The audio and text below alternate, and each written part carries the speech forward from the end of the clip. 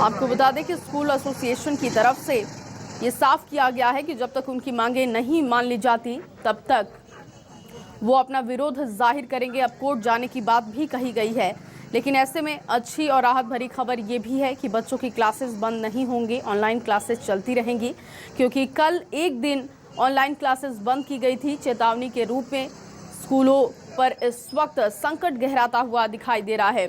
सरकार के साथ सीधे टकराव की स्थिति है और स्कूल संचालकों का कहना है कि आर्थिक तौर पर वो कमजोर होते जा रहे हैं और इसलिए अब सरकार को ध्यान देने की जरूरत है। या तो कोविड प्रोटोकॉल के तहत स्कूलों को खोला जाए ताकि एक बार फिर से पढ़ाई सुचारू रूप से चले, लेकिन बच्चे, अभिभावक अभी इस बात का विरोध कर रहे हैं। बच्चे स्कूल नहीं जाना चाहते तो अभिभावक भी अपने बच्चों को स्कूल नहीं भेजना चाहते। सरकार ने पहले ही साफ कर दिया है कि जब तक तीसरी लहर की आशंकाओं के बीच सब कुछ ठीक नहीं हो जाता, ये स्थिति बेहतर नहीं हो जाती, तब तक बच्चों की पढ़ाई ऑनलाइन ही होगी। लेकिन इस वक्त सरकार से टकराव की स्थिति दिखाई दे रही है और स्कूल संघ की तरफ से लगातार इस बात का विरोध किया जा रहा है कि सरकार ने उनके हाथ बांध दिए और इस वक्त अब उनकी आर्थिक स्थिति खराब होती जा रही है।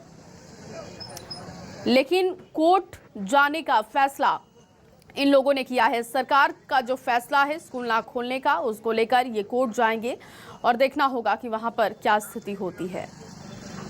प्राइवेट स्कूल और सरकार के बीच तकरार देखने को मिल रही है और इन सब के बीच सोमवार को क्लासेस नहीं लगी है, जो ऑनलाइन क्लासेस चल रही है। अगला फैसला क्या है उसे बताने के लिए मेरे साथ इस वक्त मौजूद है विनय मोदी जी, जो स्कूल एसोसिएशन, जो प्राइवेट स्कूल एसोसिएशन है, उसकी पूरा भार इन्हीं के पास एक तरीके से ये कह सकते हैं। सर, क्या कुछ फैसला लिया गया आपकी तरफ से? देखिए, आज हमारी मध्य प्रदेश की सारी एसोसिएशन की ऑनलाइन मीटिंग हुई और उसमें डिसाइड हुआ है कि सरकार ने जो 8 तारीख को आदेश जारी किया, इसके खिलाफ सभी एसोसिएशन हाई कोर्ट में इस निर्णय को चुनौती देंगे। यह भी निर्णय लिया गया है कि चूंकि हड़ताल से बच्चों का सबसे ज़्यादा नुकसान हो रहा है, पेरेंट्स का नुकसान हो रहा है और हमारी लड़ाई पेरेंट्स के साथ नहीं है, बच्चों के साथ नहीं है, अतः जो हड़ताल है वो आज वापस ली जाएगी और कल से नियमित ऑनलाइन शिक्षण शुरू हो जाएगा। किंतु यह जो आंदोलन है यह निरंतर जारी रहेगा जब तक सरकार हमारी मांगें नहीं मान लेती, हमें आर्थिक पैकेज नहीं देती, तब तक ये आंदोलन जारी रहेगा। कल हम लोग सरकार से मिलने जा रहे हैं और अगर उसके बाद भी कोई निर्णय नहीं ले सकता तो सभी संचालक, शिक्षक और जो स्टाफ है वो सड़कों पर उतर के अनशन करेंगे जब तक हमारी मांगों को नहीं माना जाता है। सर, और भी मांगे थी, ट्यूशन फीस को लेकर भी आपको लेकर थी कि ट्यूशन फीस भी कुछ अभिभावक नहीं भर रहे हो, उसको लेकर भी आप कुछ? देखिए, मैं आपको बताऊं कि लगभग 40% अभिभावकों ने अभी भी ट्यूशन फीस का भुगतान नहीं किया है। तो सभी एसोसिएशन ने डिसाइड किया है कि जो भी अभिभावक जानबूझकर ट्यूशन फीस का भुगतान नहीं कर रहे हैं उनसे हम विलंब शुल्क लेंगे, उनको कंपलसरी लेट फीस पेमेंट करना ही पड़ेगा। और साथ ही जो गवर्नमेंट ने हम पे टैक्स लगाती है, जितने भी तरह के टैक्स और देयक है गवर्नमेंट के, हम तब तक उसका कोई भुगतान नहीं करेंगे जब तक सरकार हमारे कोई आर्थिक पैकेज देते हुए हमारी मदद नहीं करती है। तो सर, आप ग्रुपों से भी लेफ्ट हुए थे, उसको लेकर क्या कुछ फैसला हुआ कि ग्रुपों में जुड़ेंगे वापस से? देखिए, किसी भी ग्रुप में, सरकारी ग्रुप में नहीं जुड़ेंगे। सरकार के साथ हमारा असहयोग चलेगा, जो कि हमारे देश की परंपरा रही है कि सबसे अच्छा विरोध का तरीका है असहयोग करना। तो सभी स्कूल, निजी स्कूल संचालक जो हैं वो असहयोग करेंगे जब तक सरकार हमारे साथ सहयोग करने की स्थिति में नहीं आती है। बहुत बहुत धन्यवाद। ये थे प्राइवेट एसोसिएशन स्कूल से विनय मोदी जी, जिनका साफ तौर पर कहना है कि सरकार असहयोग कर रही है, इसके कारण हम भी उनके साथ असहयोग करते हुए नजर आएंगे सड़कों पर, क्योंकि सरकार हमारी मांगे नहीं मान रही है। लेकिन ये जरूर है कि जो ऑनलाइन क्लासेस सोमवार के दिन बंद थी वो कल से फिर से शुरू हो जाएगी, क्योंकि अभिभावकों के पक्ष में, बच्चों के पक्ष में प्राइवेट स्कूल एसोसिएशन ने यह फैसला लिया है। कैमरामैन राघवेंद्र के साथ शब्बीर अहमद, न्यूज़ 24 भोपाल।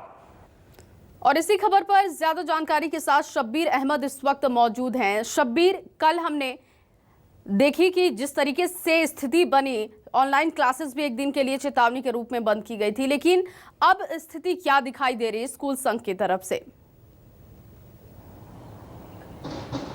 देखिए, इसमें 3 अपडेट है। पहला अपडेट यह है कि कल जो ऑनलाइन क्लासेस नहीं लग रही थी, आज से ऑनलाइन क्लासेस लगेगी।